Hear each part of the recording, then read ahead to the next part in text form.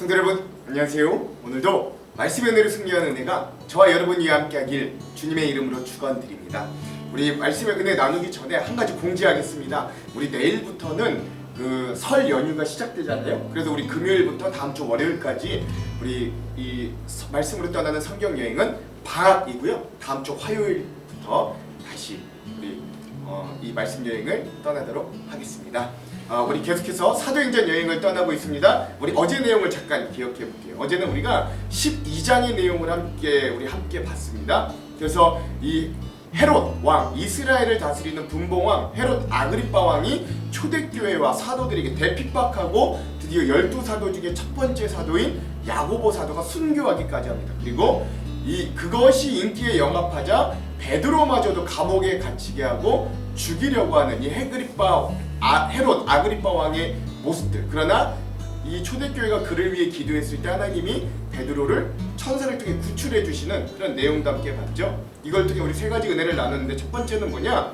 사람의 힘만을 의지하여 교만하다가 결국 하나님의 심판을 받은 헤롯 아그리빠의 모습을 보며 우리도 여전히 돈, 권력, 이 세상적인 힘을 추구하고 있는가? 그렇다면 그 결국 하나님을 인정하지 못한 인생이라면 왕이어도 돈이 많아도 다른 들이 앞에 굽실굽실거려도 그 인생이 하나님이 한 번 치시기만 하면 멸망당하고 벌레에 먹혀 죽을 만한 비참한 인생임을 기억해야 한다라는 것 나눴고요. 두 번째, 또 베드로가 그 죽음 앞에서도 이 감옥에서 당장 내일 죽는데도 평안하게 풀 거 다 풀고 그냥 쿨쿨 자고 있는 것, 천사가 와서 옆구리를 세게 쳐야 일어날 만큼 평안하게 잘 수 있었던 이유는 무엇인가? 그는 하나님께 그의 삶도 죽음도 온전히 맡겼기 때문에 그는 마지막까지 이렇게 평안한 모습으로 살 수 있었다는 것도 우리 기억해야 되는 거예요. 마지막 세 번째, 그를 살리기 위해 또한 초대교회는 베드로를 위해 중보기도 했는데 그게 꼭 베드로를 살려주십시오 라고 했던 중보기도뿐만이 아니라 그들은 베드로가 혹시 순교할지라도 끝까지 믿음을 지키는 그런 믿음의 승리자가 되게 해주십시오 라고 기도했다는 것.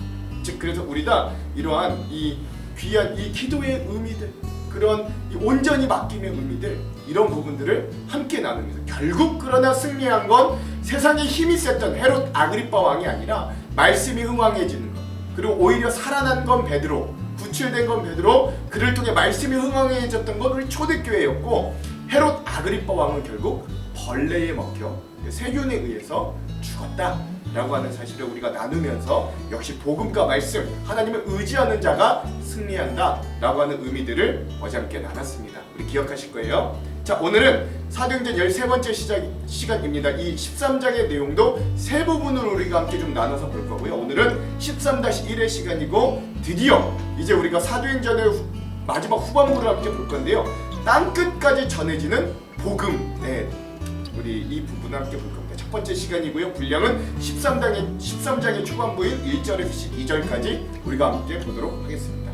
제목을 짓자면 1차 전도 여행이 시작되다 라고 제목을 지어보았습니다. 자, 그럼 오늘 이 부분에 대한 맥 두 가지를 짚고요. 이 맥에 따라 내용과 주안점을 함께 나누고 그리고 우리 말씀을 한번 읽어볼게요. 자, 먼저 첫 번째 맥은요. 오늘 말씀해 보면 제1차 전도 여행이 드디어 시작되는데 이 시작된 의미가 어떤 의미인가 깊이 생각해 보면서 한번 말씀을 읽어봤으면 좋겠습니다. 자, 두 번째, 오늘 말씀에 이제 첫 번째 이 1차 전도 여행이 시작되면서 바보섬이라는 곳, 파포스 섬이라는 곳에 가는데 그곳에 마술사, 예전에 마술사 시몬이 사마리성에 있었던 여기 바보섬에도 마술사 바예수라는 자가 있거든요. 근데 바울이 그를 복음으로 제압하되 일시적으로만 응징하는 바울의 마음이 있어요. 그 마음이 무엇일까? 왜 그는 이 마술사 바예수를 영원히 눈멀게 하지 않고 일시적으로만 눈멀게 했을까? 그리고 왜 그렇게 했을까? 복음의 미그를 압도하되 그런 바울의 마음도 한번 헤아리면서 오늘 우리가 이 말씀을 한번 읽어봤으면 좋겠습니다. 자, 오늘 이 두 가지 맥을 짚으면서 오늘 내용과 주안점을 들어가 볼게요. 먼저 오늘 13장 전반부의 내용은 사울과 바나바의 1차 전도 여행이 시작됨을 알려줍니다. 먼저 안디옥 교회에서 사울과 바나바를 전도로 파송해요. 안디옥 교회 예언자들과 교사들이 있었는데 그들은 바나바와 니게르라고 하는 시므온과 구레네 사람 루기오와 분봉왕 헤롯과 더불어 어릴 때부터 함께 자란 마나엔과 사울이다. 그들이 주님께 예배하며 금식하고 있을 때에 성령이 그들에게 말씀하셨다. 너희는 나를 위해서 바나바와 사울을 따로 세워라.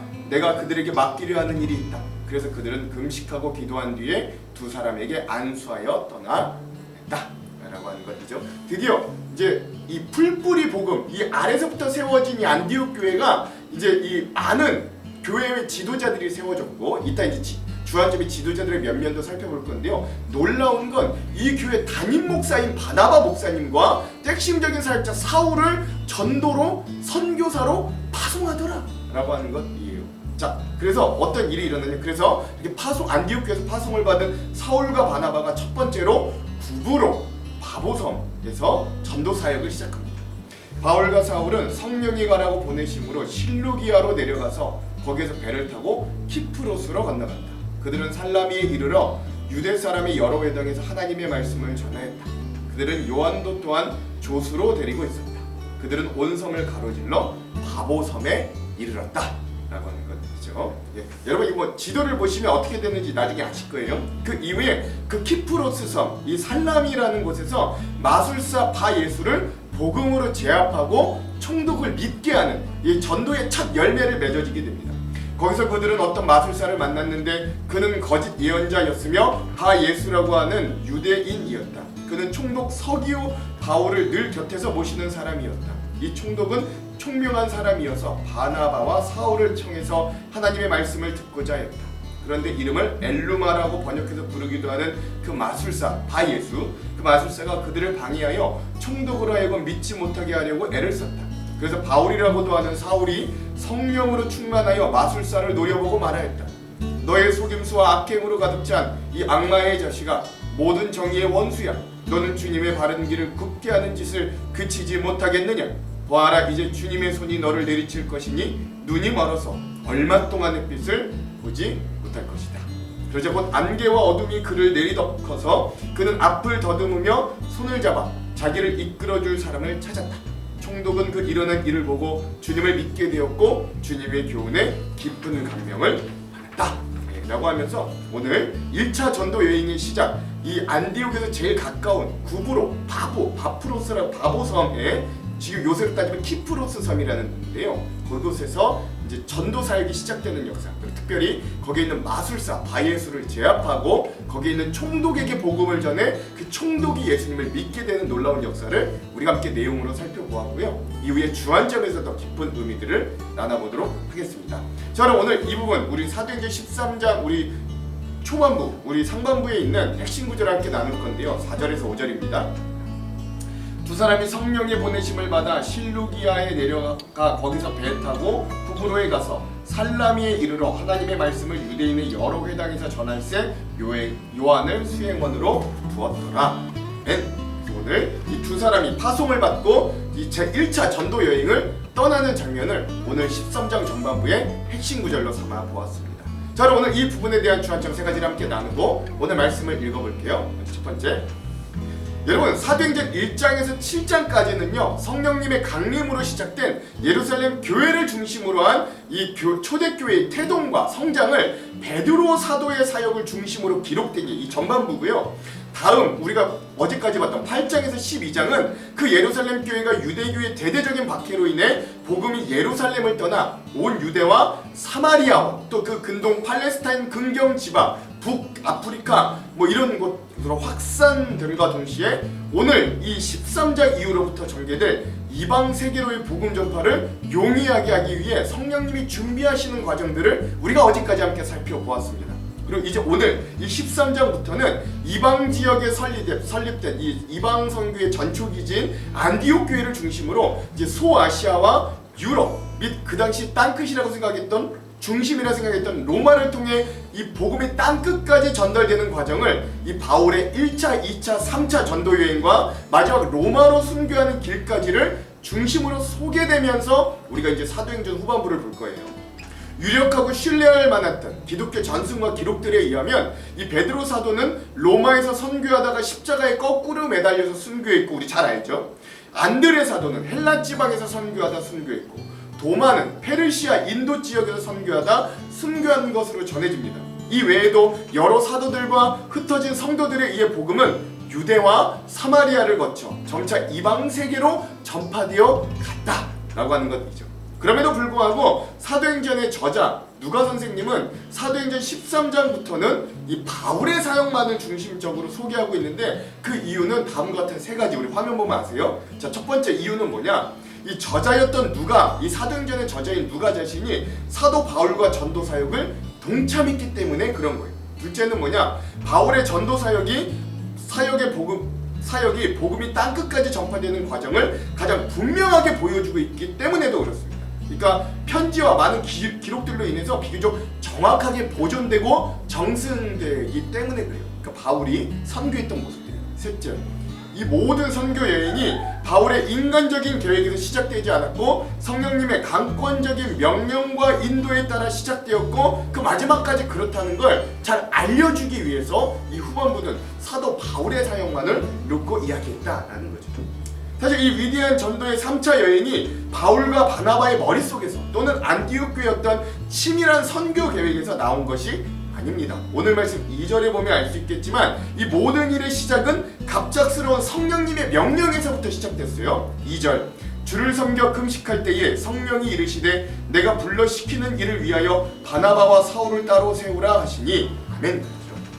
그러나 그 명령에 순종하는 한 발자국의 순종이 결국 나중에 위대한 선교 여행을 이루게 되더라라는 겁니다. 사실 여러분 생각해보면 바울이 만약에 자기가 뒤돌아본 것처럼 그렇게나 많은 지역에 다니면서 선교를 하고 고생할 걸 미리 다 알고 있었다면 아무리 그가 위대한 바울이라 할지라도 사도라 할지라도 그 일을 엄두나 냈겠어요.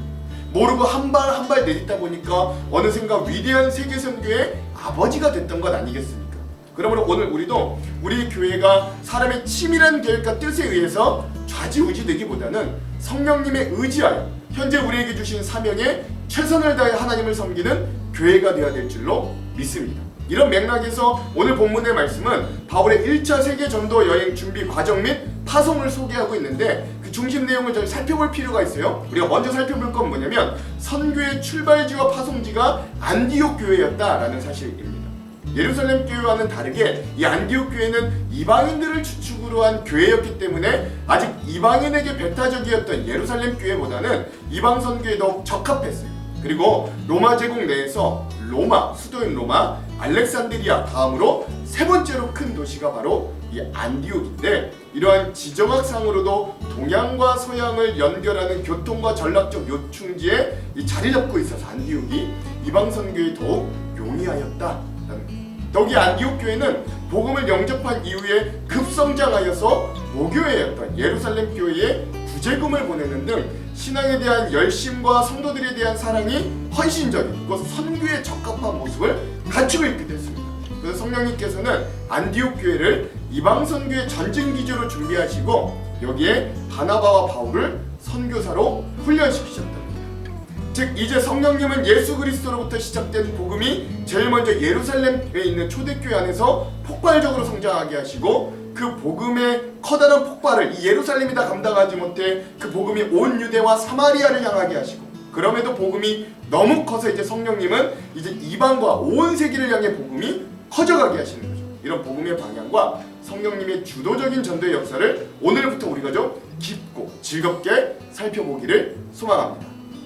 두 번째, 다음으로 오늘 말씀을 통해 우리가 주의 깊게 살펴볼 필요가 있는 건 첫 번째, 안디옥 교회는 선교사를 파송한 일꾼들의 양상이 어떤가를 좀 살펴볼 필요가 있습니다. 오늘 1장에 등장한 안디옥 교회 주요 일꾼들은 바나바와 사도 바울 외에도 다양한 인물들로 구성되어 있어요. 1절, 안디옥 교회는 선지자들과 교사들이 있으니 곧 바나바와 니게르라 하는 시므온과 구레네 사람 루기오와 분봉왕 헤롯의 젖동생 마나엔과 및 사울이라. 아멘. 안디옥 교회는 생각보다 다양한 일꾼들이 함께 신앙생활을 했습니다. 오늘 안디옥 교회에 이미 선지자들과 교사들이 있다고 1절에 말하고 있잖아요. 사도행전 11장 25절에서 26절 보시면 처음의 안디옥 교회 교사는 예루살렘 교회에서 파송한 바나바와 사울, 바울밖에 없었습니다. 25절 26절. 바나바가 사울을 찾으러 다소에 가서 만남의 안디옥에 데리고 와서 둘이 교회 1년간 모여있어 큰 무리를 가르쳤고 제자들이 안디옥에서 비로소 그리스도인이라 일컬음을 받게 되었더라. 아멘. 그렇죠. 근데 시간이 지나고 그동안 이 안디옥 교회는 많은 성장을 한 것으로 보입니다. 이 성장의 비결은 뭘까요? 명확히 나오지 않지만 추측할 수 있는 근거는 오늘 말씀 1절에 언급됐던 교사들의 면면이에요.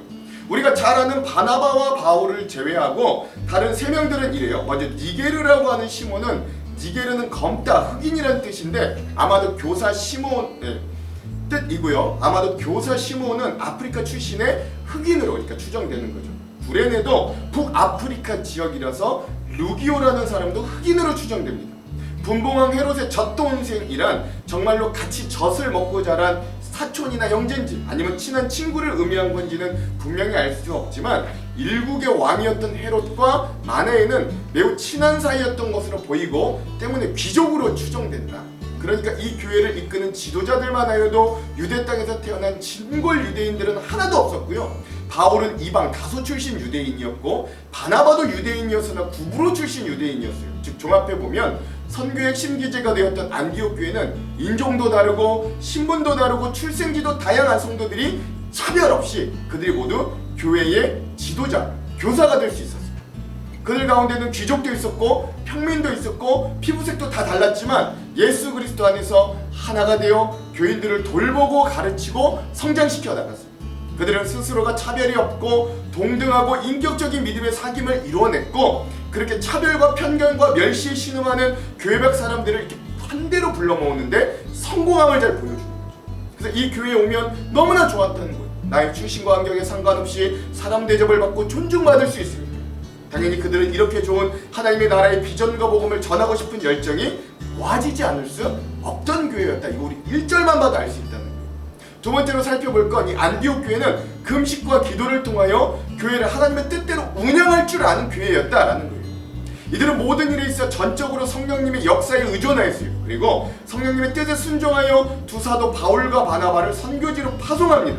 사실 바나바와 바울은 이 안디옥 교회에 없어서는 안 될 지도자 중에 지도자였는데 이들은 성령님께서 명령하시면 그들의 담임 목사 바나바라도 파송할 수 있는 건강한 뿌리를 가진 풀뿌리 공동체였어요. 3절 4절. 이에 금식하며 기도하고 두 사람에게 안수하여 보내니라. 두 사람이 성령의 보내심을 받아 실루기아에 내려가 거기서 배 타고 구브로에 가서 아멘. 당시 안디옥 교회는 세워진 지 1년 정도밖에 안 된 교회였습니다. 더욱이 바나바와 바울은 대단히 탁월한 교사여 목회자였어요. 하나님은 그들을 통해 안디옥 교회 부흥과 성숙으로 일하고 계셨고 안디옥 교회는 바나바와 바울을 절대적으로 필요했던 상황일 거예요. 그런데 성령님께서 이 바나바와 바울을 선교사로 세우자 안디옥 교회는 즉각 순종합니다. 즉 사람의 계산으로 사람의 판단으로 지나치게 두려워하거나 미리 넘겨짚지 말라는 거죠. 하나님의 말씀이고 뜻이라면 그 결과와 과정까지도 함께할 것을 믿음으로 이 담대하고 순종한 이 안디옥 교회를 통해 성령님은 드디어 세계 선교의 꼴이 타오르게 하십니다. 자, 안디옥 교회를 통하여 이 일들을 준비하신 성령님은 본격적으로 1차 전도 여행이 시작되게 하십니다. 즉 오늘 말씀을 통해 우리는 교회가 추구해야 될 방향을 잘 알 수 있는데 그건 누구든 어떤 사람이든 포용하고 받아들이는 개방성과 다양성을 인정하는 이 낮은 문턱이 교회의 첫 번째고 또 그 무엇보다 하나님의 뜻이 가장 우선적인 교회로 운영되는 건강함이다 라고 할 수 있습니다. 오늘 우리도 우리의 교회도 이런 이 안디옥 교회의 건강함을 회복하기를 소망합니다. 성경을 통해 나타난 하나님의 뜻이 때론 담임 목사의 뜻보다 때론 당회의 뜻보다 인간적인 어떤 전통과 계산적인 이윤 추구보다 가장 우선되는 교회로 우리 공동체도 또 다른 안디옥과 같은 건강한 교회가 되기를 간절히 소망합니다. 자, 마지막 세 번째. 그리고 이제 오늘 본문의 말씀 4절에서부터 본격적으로 1차 전도 여행이 시작되는 거예요. 안디옥 교회 파송을 받은 바울과 바나바는 이 실루기아라고 하는 항구로 내려가서 배를 타고 구브로 섬을 향해 나아갑니다. 드디어 바울과 바나바가 이 구브로, 키프로스, 지금은 그리스와 터키로 분단되어 있는 섬인데요. 여기 도착하였고 도착하자마자 실람이라는 이 큰 해안 도시이자 행정과 통치의 중심이었던 구 시가지 정도의 도시로 도착합니다. 5절. 살라미에 이르러 하나님의 말씀을 유대인의 여러 회당에서 전할세 요한을 수행원으로 두었더라. 맨. 바울 일행은 이곳의 여러 회당에서 복음과 하나님의 말씀을 전하였습니다. 그리고 이때 등장한 요한이 마가 요한인데요. 오늘은 이 마가 요한에 대한 이야기는 후에 더 자세히 나눌 때가 있으니까 오늘은 좀 넘어가고요. 오늘 우리가 본문에 주목해야 될 더 흥미진진한 이야기들은 이 전도 일행들이 구시가지인 살라미를 거쳐 또 다른 파포스라고 하는 항구 도시에서 새롭게 떠오른 신도시에 갔을 때 일어났던 일입니다. 6절에서 8절. 온 섬 가운데로 지나서 바보에 이르러 바예수라는 유대인 거짓 선지자인 마술사를 만나니 그가 총독 서기오 바울과 함께 있으니 서기오 바울은 지혜 있는 사람이라 바나바와 사울을 불러 하나님의 말씀을 듣고자 하더라. 이 마술사 엘루마는 이 이름을 번역하면 마술사라 그들을 대적하여 총독으로 믿지 못하게 힘쓰니. 이 파포스 바보섬에는 중요한 인물 두 명이 있는데 한 명은 그곳을 다스리는 로마 총독 서기오 바울이 한 사람이고 또 한 사람은 바예수라고 하는 마술사, 즉 우리나라 말로도 가까운 표현을 하자면 박수무당이다 라고 할 수 있어요. 이 마술사 바예수는 서기오 바울 총독의 수하에서 거짓 예언을 하면서 부와 권세를 누리고 있었어요. 그런데 서기오 총독이 이 바울과 바나바가 전하는 예수 그리스도에 대한 복음에 관심을 보이기 시작합니다. 여러분도 잘 알다시피 예수님의 복음은 세상의 사악하고 미신적인 가짜 진리를 회파, 이기죠. 그러니 이 바예수라는 박수무당이 바울과 바나바를 반길 리가 없겠죠. 그래서 이 박수무당이 모든 방법을 동원하여서 자기가 그동안 옆에 달라붙어있던 총독이 복음을 받아들이지 못하도록 방해했던, 그는 총독이 하나님을 받아들이고 복음을 믿으면 그동안 자신이 누리고 가졌던 직책이 또 이득이 위태롭게 될 거라는 게 불보듯 뻔한 일이기 때문에 어렵습니다. 그자 또 다른 바울이 등장하는데 그가 바로 사울이라고 하는 사도 바울입니다. 그가 이 박수무당인 바예수를 훈계하고 이렇게 징계해요. 9절에서 11절. 바울이라고 하는 사울이 성령이 충만하여 그를 주목하고 이르되 모든 거짓과 악행이 가득한 자요 마귀의 자식이요 모든 이의 원수요 주의 바른 길을 굽게 하기를 그치지 아니하겠느냐. 보라 이제 주의 손이 내 위에 있으니 내가 맹인이 되어 얼마 동안 해를 보지 못하리라 하니 즉시 안개와 어둠이 그를 덮어 인도할 사람을 두루 구하는지라. 아멘. 여러분, 이 말씀처럼 바울은 더 이상 바예수라고 하는 박수무당이 복음에 대항하여 장난치거나 방해하지 못하도록 그를 얼마간의 기간 동안만 맹인으로 만들고 영적으로 제압합니다. 거짓 악행이 가득한 자, 마귀의 자식, 모든 이의 원수, 특히 주의 바른 길을 굽게 하기를 그치지 않는 자의 영적인 전쟁에서 바울이 완전 승리했던 것이죠. 그런데 특별히 이 영적인 극렬한 싸움에서 우리는 바울의 능력뿐만 아니라 회개의 여지를 남기고 얼마 동안만 그의 눈을 멀게 한 이 교정적인 응징을 한 바울의 마음에 좀 집중했으면 좋겠어요. 즉 바예수라는 마술사도 하나님께 돌아올 수 있는 여지를 남긴 바울의 사랑의 마음에 주목할 수 있어야 됩니다. 여러분 생각해 보십시오. 바울은 눈이 멀어버린 이 바예수라는 마법사를 보면서 자신도 처음 예수님을 만나 눈이 멀었던 당시가 겹쳐 보였습니다. 그리고 마음 가운데 이 바예수라는 자도 자신과 같이 회심하여 하나님께로 돌아오기를 간절히 바랐을 겁니다. 이런 여지가 있고 여유가 있는 하나님의 능력의 종으로 바울은 어느덧 변모해 있었다. 사실 바나바가 바울을 안디옥교로 다시 불러들이기 전 한 이 말씀에는 10년간의 공백이 있는데 그 기간 동안 바울의 행적은 누구도 알 수 없었습니다. 성경의 구체적인 기록이 한 줄도 나오지 않아요. 하지만 오늘 이 사건을 통해 우리는 그 10년간 하나님께서 사울을 바울되게 하시기 위한 연단과 훈련과 성숙의 시간으로 사용하셨음을 이 장면을 통해 우리 알 수 있는 거죠. 보십시오. 오늘 마술사 바예수를 제압하면서도 그를 완전히 죽이지 않고 여지를 남겨 복음으로 돌아가게 함은 물론이요 그의 총독 서기오의 마음까지 사로잡아 그를 하나님의 자녀로 돌아오게 하고 복음을 받아들이게 한 능력이 오늘 이 바울에게서 나오기 때문입니다. 12절. 이에 총독이 그렇게 된 것을 보고 믿으며 주의 가르치심을 놀랍게 여기더라. 아멘. 그러니까 사실 이 1차 전도 여행, 목자들이 1차 세계 선교 여행이라고까지 하는 이 일의 시작은 성령님의 갑작스러운 명령과 그에 순종하는 교회, 그리고 금식하고 기도하는 무리들의 중보와 후원, 그리고 10년간을 차분하게 기다리며 준비한 주님의 제자와 그를 사역의 자리로 위로하고 인도한 사도들을 통해 시작되었음을 우리가 좀 기억할 수 있습니다. 그냥 갑자기 이루어진 일이 없고 그냥 쉽게 이루어지는 일이 없습니다. 우리가 앉아서 성경으로 편하게 읽고 있기 때문에 그런가 보다 하지만 그 일이 실제로 시작되기까지 수많은 사람들의 시간과 노력과 헌신과 눈물이 쌓여있음을 기억할 수 있어요. 그리고 하나님은 그것들을 가벼이 여기지 않으시고 하나님의 놀라운 구원의 역사에 그것 하나하나 요긴하게 사용하십니다. 그러므로 오늘 우리가 우리의 삶에 드려지는 작은 헌신과 기다림과 기도와 믿음이 의미 없지 않다라는 걸 알아야 됩니다.